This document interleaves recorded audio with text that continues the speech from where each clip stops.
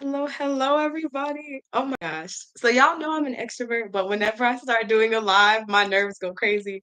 Anyway, hi Jess. Oh my gosh. Hi Linda. How are y'all doing? I'm a little bit under the weather. I'm fighting the flu here with my family. It's a mess, but it's good to see y'all. Today I want to talk about something that comes up a lot when you're in the travel space, and it's women saying that they would love to travel, but they can't get X, Y, and Z, like this person or that person to go with them. And for me, I don't know, it always makes me feel bad because for me as someone who does travel, it feels like, "Oh, it's easy, just go do this." But I realize that it's not as easy for people to make the mindset shift and consider that it's something they're capable of. So today, I've decided to be a little bit dramatic and tell you that waiting for other people to join you on your travels is killing you, okay? It sounds real dramatic, but it's true. Think about the dreams, the hopes, the desires deferred, right? Think about the ones that never come to pass because you're always waiting for someone. And maybe for whatever reason, they aren't able to come. It doesn't make them a bad person, but for you, it leads to you not experiencing what you want to experience for yourself in your life, and over time, it can lead to resentment, right? So you have people who are backing out, and now you're upset at them because y'all made plans, and they could have very valid reasons. But the reality is, you're more upset at the fact that you aren't living the life that you want to live. You aren't going to the places you want to go to, seeing the things you want to see, doing the things you want to do. And so in 2025, I would like for us to move past that. I would like for us to just go out there and do the thing. So that's what I'm talking to you about.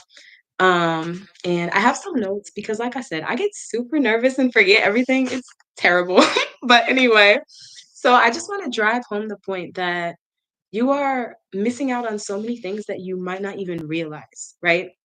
On the surface, yes, you're not going to places you might want to visit, but even deeper than that, like there are unlived experiences, people you've never met that you could have met, things you've never done that you could have done. Like there are mindset shifts and perspective changes that happen when you travel that you could have never anticipated because you just see things so differently. We're all, I mean, I'll say we're all like programmed or conditioned to view the world through a certain lens based on where we're from.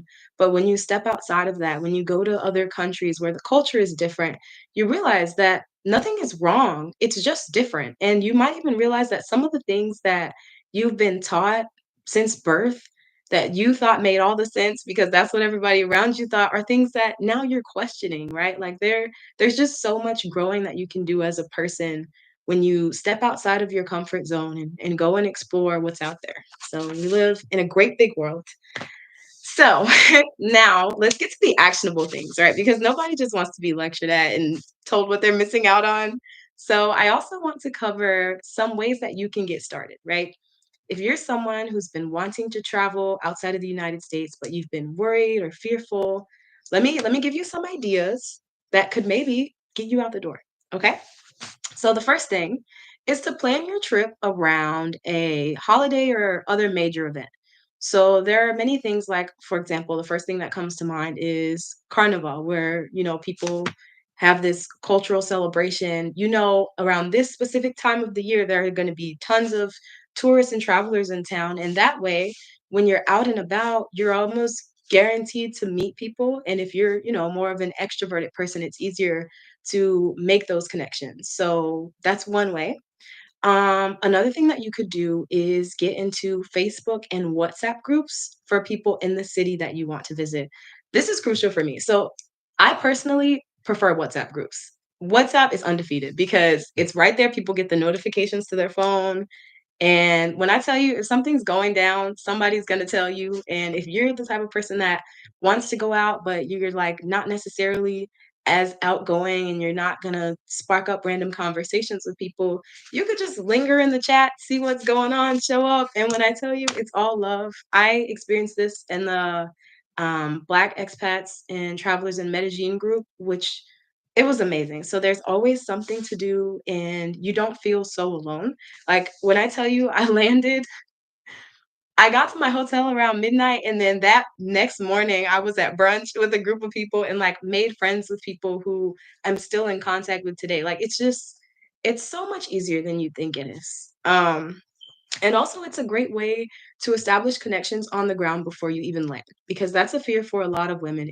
I honestly think it comes down to like a safety concern. I don't know anyone, and then sometimes you can't even speak the language. So it is really helpful to have someone already there where you can go for support if needed.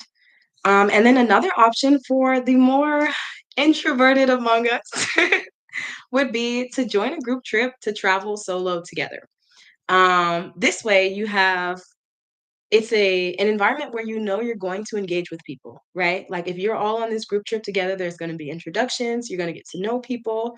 You might even make a friend or two like to take with you after the trip, all kinds of things. And it doesn't feel as like intense if you're not used to going out of your comfort zone and engaging random people in conversation. Now you have something to talk about. Like, hey, we're on this trip together. Are there any things you want to do or see while you're here? Like just random it provides more points of connection that you wouldn't otherwise have with people. And so this is a great method for people who are fearful or nervous about traveling alone outside the country for the first time. So while it can be scary to consider traveling alone as a woman, especially outside of the country, it is absolutely doable and there are numerous ways to go about it. So I hope that you will do a little bit of planning of your own and decide which one of these methods works best for you, which is one that you are most interested in, and consider planning that trip. Okay. Speaking of planning trips, that is my thing. I love traveling. As you can see from my Exodus Summit t-shirt, love them. And so I create and organize trips for BIPOC women who enjoy cultural exchange and fostering cross-cultural connections. So, yes, welcome. If that's something you're interested in, I have left the link to join my email list down below, and you will be the first to be notified about new trips. So, thank you everyone for coming. I kept it brief and I don't think I coughed. I didn't cough. So, I will see y'all later, and it is so good to see you as always. Bye.